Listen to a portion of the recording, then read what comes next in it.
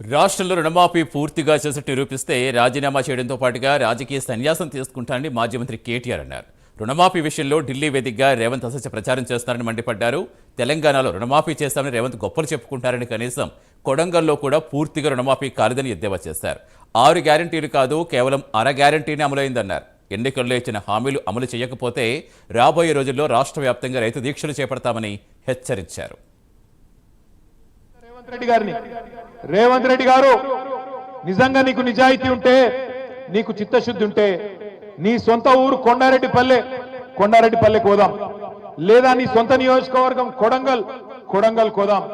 ఒక్క ఊర్లోనన్నా రైతులు గిన్న రుణమాఫీ అయిందని చెప్తే రాజకీయ సన్యాసం తీసుకుంటారు. రాజీనామా కాదు, రాజకీయ సన్యాసం చేస్తా అని అసెంబ్లీలో రేవంత్ రెడ్డి ముఖం మీద చెప్పిన. కానీ మాట లేదు, ఉలుకు లేదు, పలుకు లేదు. రేవంత్ రెడ్డి గారికి నేను చెప్తున్నా, సరే కొడంగల్ పోని, కొండారెడ్డిపల్లె పోని, రాష్ట్రంలో ఏ ఊరికైనా సరే, ఏ నియోజకవర్గం అయినా సరే, డేటు, ప్లేసు, టైము 3 నీ ఇష్టం. ఏ ఊరికంటే ఆ ఊరికి పోదాం. ఇక నువ్వు కాకపోతే నీ మంత్రులను పంపి ఏ ఊరికన్నా పోదాం.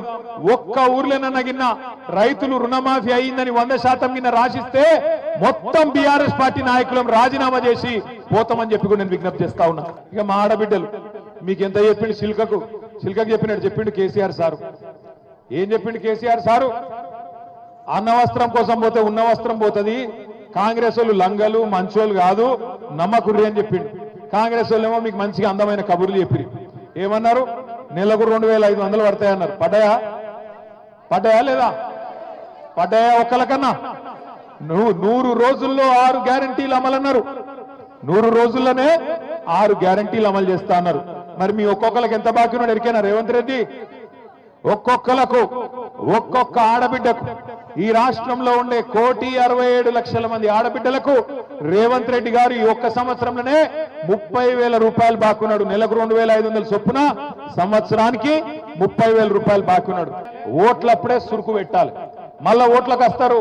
ఎక్కువ దూరం లేదు, చేవెళ్లలో తొందరలోనే ఎమ్మెల్యే ఎన్నిక కూడా మళ్ళా కాబోతున్నది, ఉప ఎన్నిక కాబోతున్నది. మీరు గెలిపించిన ఎమ్మెల్యే మీరు కేసీఆర్కే ఓటేసి గెలిపించిర్రు.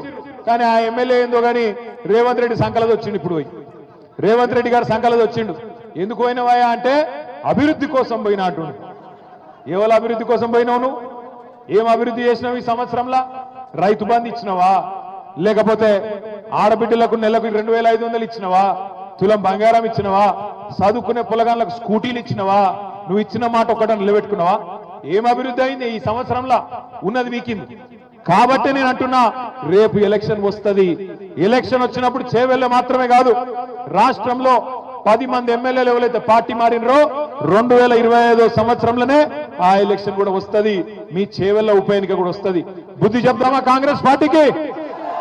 పక్కనే ఉన్న కొడంగల్ నియోజకవర్గంలో మా భూమి మేము ఇయ్యము అన్న పాపానికి, మా భూమి మాకే ఉండాలి, అట్లెట్లా గుంజుకుంటావు నువ్వు అని అడిగితే 40 మంది రైతులను తీసుకుపోయి జైల్లో పెట్టిండు 40 రోజుల పాటు. గట్ల రైతులను హింసించినందుకు, హీరియా నాయక్ అనే రైతుకు గుండెపోటు వస్తే, గుండె నొప్పి వస్తే బేడీ లేచి హాస్పిటల్ కొట్టబోతావా? గందుకేయాలన్నా నీ కోటు? సరే నరేందర్ రెడ్డిని పెట్టినావు.